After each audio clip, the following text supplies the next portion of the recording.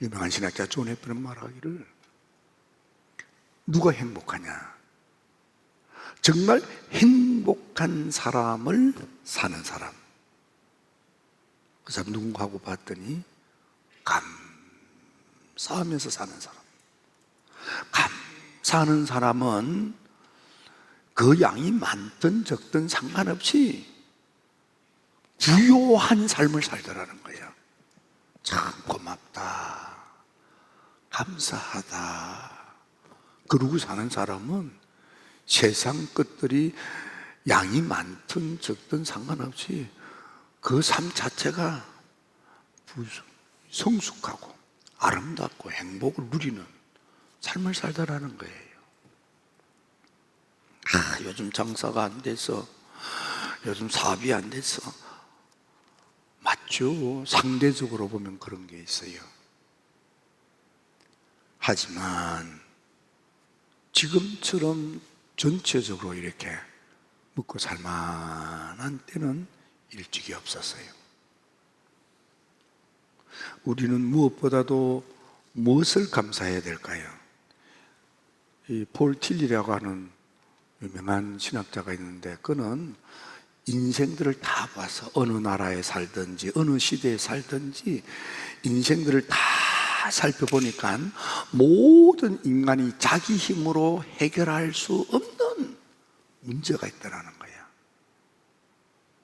그거는 뭐냐면, 내가 인생을 살고 보니까 나는 잘하려고 했고, 나는 올바르게 하려고 했지만은 나도 모르게 허물이 지고 나도 모르게 죄를 짓고 살았다는 거야.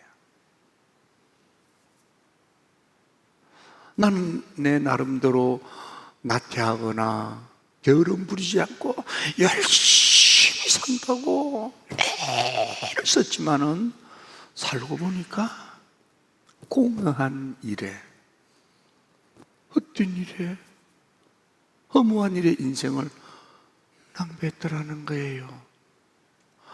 뭔가 열심히 살아서, 뼈 빠지게 살아서, 애쓰면서 살아서, 근데 지나고 보니까 해놓은 게 없어. 내가 허무하게 살았구나. 무엇보다도 해결할 수 없는 궁극적인 문제는 나도 죽구나. 그래서 이런 죄 문제, 이런 허무의 문제, 이런 죽음의 문제, 모든 시대의 모든 지역의 모든 문화의 모든 나라의 피부와 상관없이 모든 인종에 가지고 있는 실존적인 문제, 궁극적인 문제는 죄 문제, 공의의 문제, 죽음의 문제. 이 문제를 해결해 주시는 유일한 분이 계신데, 그분이 우리 주님 예수 그리스도시다 이 말이에요. 그래서 예수 그리스도를 믿는 것만이 인생의 최고의 행복이더라는 거예요. 우리에게 예수님이 나의 그리스도 메시아라는 것이 그게 얼마나 감사한지. 마가복음 1장 21절에 그 이름을 예수라고 하라. 왜냐하면 자기를 믿고 따르는 자기 백성들의 죄를 해결해 주시는 분이다. 우리가 예수님, 내 죄를 속량해 주시는 주님, 그런 뜻이에요. 예수, 예수, 예수라고 외칠 때에 그 예수라는 말이 가지고 있는 의미가 내 죄를 속량해 주시는 내 주님, 그거예요.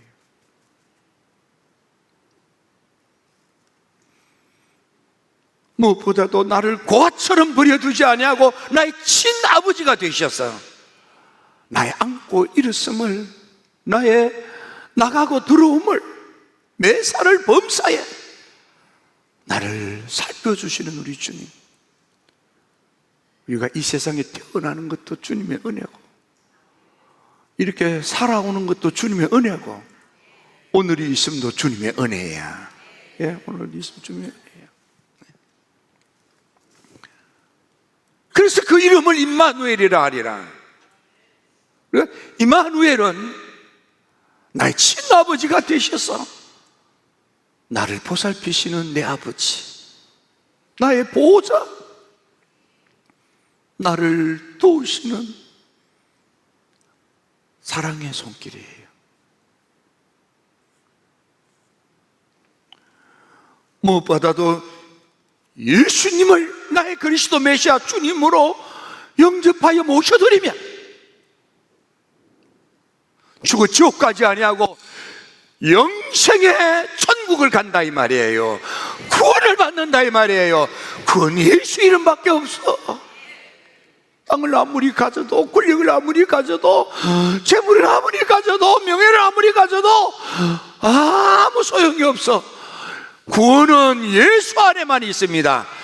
예수님을 믿고 따르는 게 이게 행운이고 이게 축복이고 이보다 더 감사한 게 없다 이 말이에요. 예수 믿고 사는 게 너무 큰 축복이에요. 성경에 보니까 예수님 앞에 많은 사람들이 있었는데 예수님이 눈여겨보는 사람이 있었어요. 누가 좋은 차를 타고 왔는지, 누가 좋은 옷을 입고 왔는지, 누가 헤어스타일을 어떻게 했는지, 누가 얼굴을 어떻게 화장했는지 관심이 없었어요.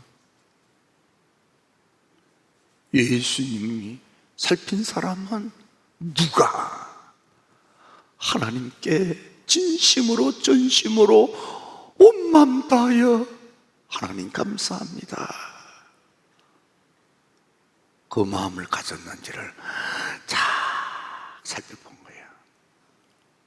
마가복음 12장에 보니까 남편 사별하고 춥고 배고픈 너무너무 가난한, 지전식에 가난한 불쌍한 과부가 한 달 생활비가 한 코란트밖에 되지 않는 두 랩돈이 한 달 생활비 전부야. 얼마나 가난해요. 동전 하나로 한 달을 사는 거야. 그 가진 것 아무것도 없고 소망도 없는 그 불쌍한 과부가 하나님께 와서 한 달 생활비 전부를 감사합니다 하고 바친 모습을 보고 예수님, 많이 가진 사람이 많이 바친 것보다 저 여인이 드린 것이 더 크다.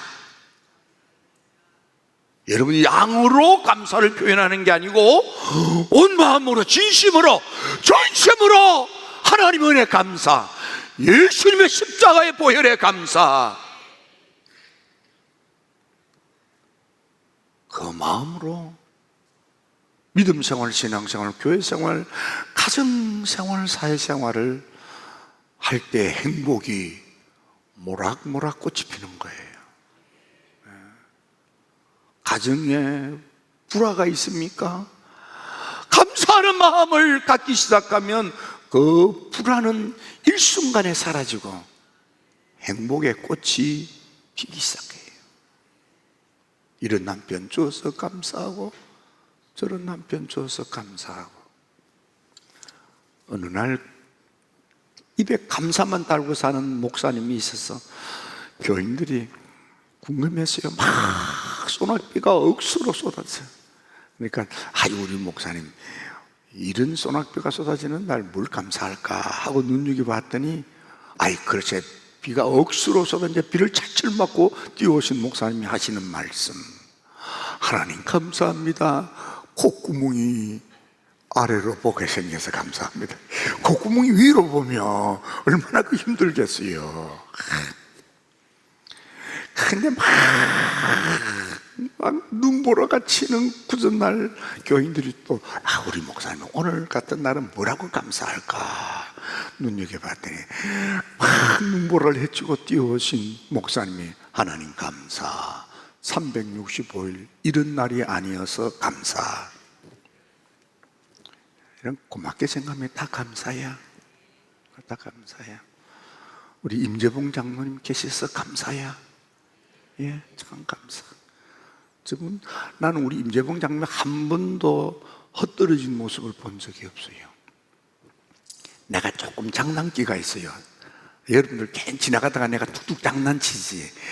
이 나이를 먹어도 아직 철이 안 들어가지고 장난기가 있어요. 장로님 막 일부러 화나게 한번 해봐서 근데도 화를 안 내시더라고. 장로님은 잘 모르지 몰라도 내가 야, 저 어른이 어떻게 저렇게 점잖을 수 있을까? 우리 저기 앉아 계신 우리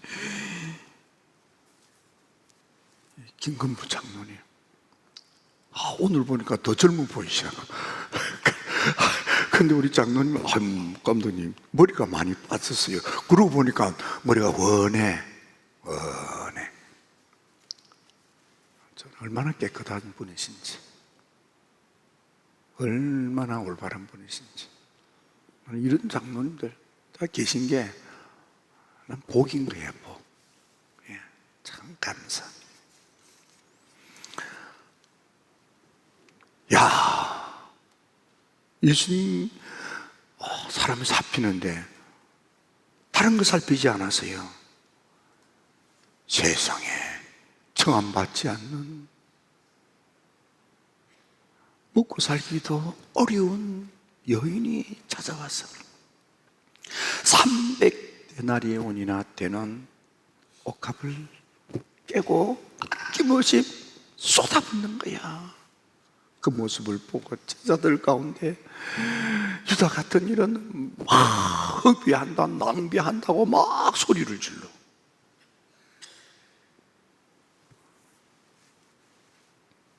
근데 예수님은 7 귀신에 들려 몸이 만신창이 되어 살았던 마리아가 얼마나 고맙고 감사하면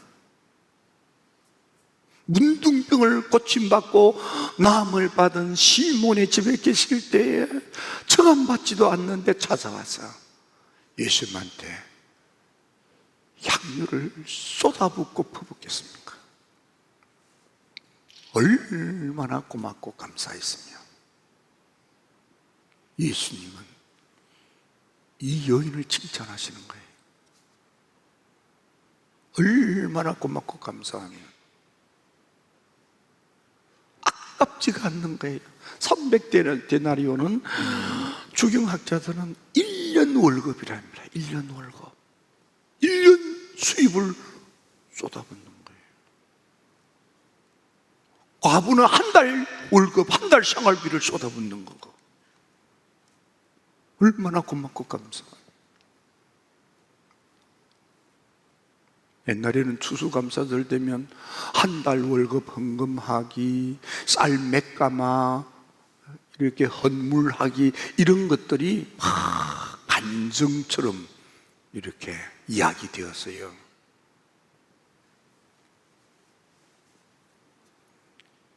그때 그분들의 감사가 오늘 축복을 열매 맺은 거야. 그때는 그렇게 했잖아요. 누가복음 17장에 10명의 문둥병자가 예수님 만나 제사장을 만나러 성전을 찾아가는 도중에 병이 나와서 너무 고맙고 감사했지요, 모두가. 그런데 10명 가운데 9은 고맙고 감사하지만은 너무너무 좋아서 가족들과 나누기 위하여 아마 집으로 간 것 같아요. 그런데 한 사람은 나를 이 천형의 질병에서 고쳐 치료하여 건강하게 살게 하시는 예수님이 너무너무 고맙고 감사해서 달려와서 큰 소리로 하나님께 영광을 돌리며 달려와 넙죽 무릎을 꿇고 엎드려 호주머니 털어서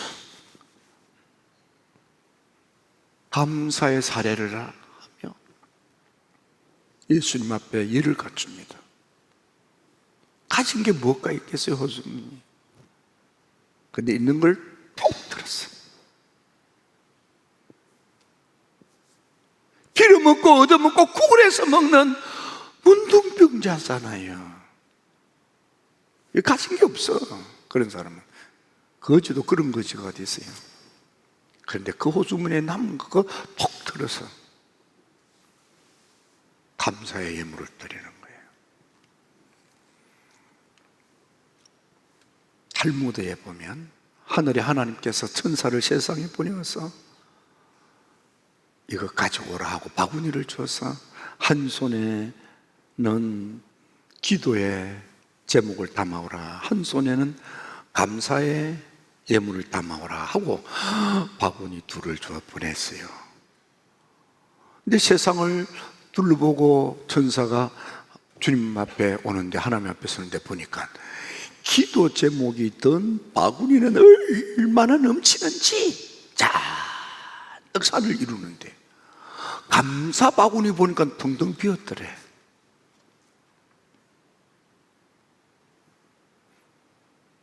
유대의 랍비들이 그들의 자녀들을 교육하기 위하여 꾸며 만든 이야기지만은 대단히 교훈적입니다. 오늘 여러분들은 하나님께 기도의 제목들은 있지만은 무엇으로 하나님 은혜, 예수님의 십자가의 보혈의 은혜, 내게 구원을 베풀어 주시는 그 주님께 감사의 예물을 드립니까? 옛날처럼 한 달 월급 드리게 합니까? 아니면 쌀 몇십 가마니 드리는 거 합니까? 그것도 다 좋지만은 하나님이 가장 기뻐하고 좋아하는 것, 어떤 감사의 예물보다도 가장 비교할 수 없는 고귀한 것은 영혼을 구원하는 거예요.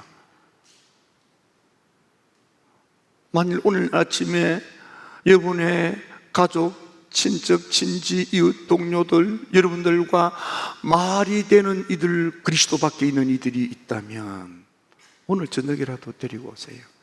그게 가장 최고의 감사의 예물이에요. 그런가 하면 예수님도 감사드렸어요. 보니까 성경을 자세히 보니까 예수님께서 감사드리는데 마가복음 14장에 보니까 남정들만 5,000명, 수만의 사람이 있는데 그들에게 먹일 먹거리가 보리떡 5개, 물고기 2밖에 없어요. 그 많은 사람 앞에 보리떡 5개, 물고기 2로 어쩌자는 겁니까? 원망하고 불평하고 염려하고 걱정하지 않고 난감해하고 절망하지 않았어요.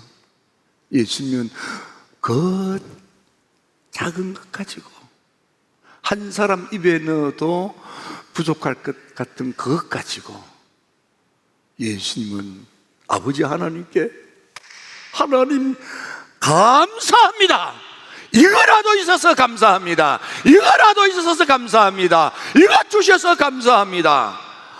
그랬더니 하나님께서 채워주셔서 5,000명을 배불리 먹이고도 12강들이 남겼다고 되어 있습니다. 더 놀라운 것은 15장에 가니까 이번에는 보리떡 7개. 그때도 예수님은 주여, 이 4,000명의 무리들이 있는데 이들 앞에 이 보리떡 7개 주셔서 감사합니다. 이거라도 있어서 감사합니다. 기도하고 배불리 먹였더니 4,000명을 먹이고도 7강들이 남겼다고 되어 있습니다. 나사로가 죽어 장례를 치러 썩어 냄새가 나는데 예수님이 그 무덤 앞에서 하나님, 내 기도를 더러 응답하여 주셔서 감사합니다. 그리고는 나사로야 나오너라 그랬더니 나사로가 꿈틀거리며 일어나 나오는 거예요. 예수님도 좌절하고 절망하고 낭망하여 포기할 수밖에 없는 그 순간에도 감사로 풀어가시더라고. 여러분, 감사로 가정의 문제를 푸세요. 감사로 사업의 문제를 푸세요. 감사로 삶의 문제를 풀어가세요. 감사로 감사로 인간관계를 풀어가세요. 예수님이 왜 그런 모습을 우리에게 보였을까요? 감사하면 문제가 풀린다 이 말이에요. 감사하면 다 풀려요. 예? 눈에 불을 켜고 입에 침을 흘리며 송곳니를 드러내고 그렇게 싸웁니까? 감사의 마음을 먹는 순간에 그 눈이 미소띤 눈으로 바뀌는 거예요. 송곳니가 쑥 빠지고요, 합주기가 되는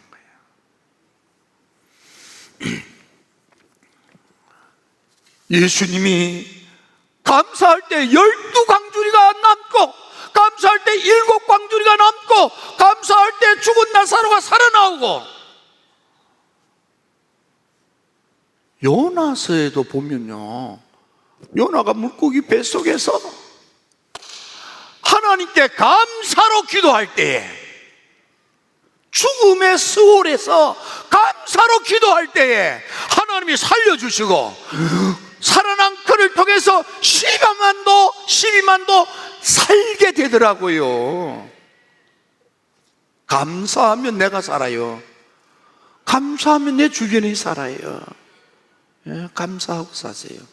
감사하고. 하박국에 보면 환난 중에도 감사하고 없어도 감사하고. 왜? 하나님의 구원의 은혜 때문에. 우리가 살다가 보면 창자가 흔들리고 입술이 바르르 떨리고 뼈가 썩고 온몸이 부들부들 떨리는 환난과 위경이 닥칠 때도 있어요. 땀 흘려 수고했지만은 무화과가 무성치 못하고 포도나무 열매가 없고 밭에 소출이 없고 감람나무 수확이 없고 우리가 텅 비어 양이 없고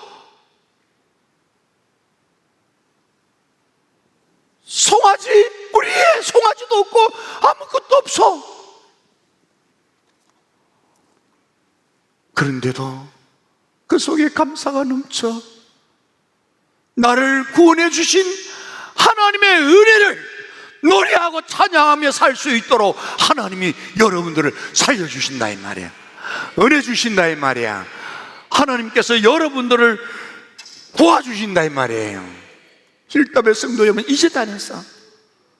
여러분이 다 일어날지어다. 감사로 일어날지어다. 감사로 살아날지어다. 감사로 춤추고 노래하게 될지어다.